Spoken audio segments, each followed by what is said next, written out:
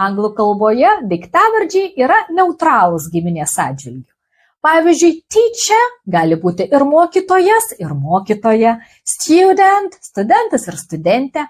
Tačiau yra keletas būdų keisti daiktavardžių giminę į moteriškąją. Paprasčiausias būdas keisti žodžio dalį man į woman.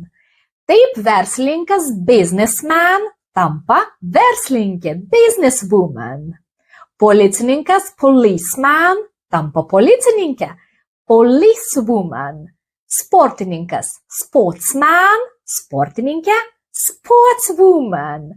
Prancūzas Frenchman prancūzė Frenchwoman. Anglas Englishman anglė Englishwoman. Kitas būdas pridėti prie daiktavardžio priesagą s, kuri yra moteriškų galūnių e ir a atitikmuo anglų kalboje. Pavyzdžiui, liūtas lion, liūtė, lioness. Tigras tiger, tigrė, tigress. Aktorius actor, aktorė, actress. Padavėjas waiter, padavėja waitress.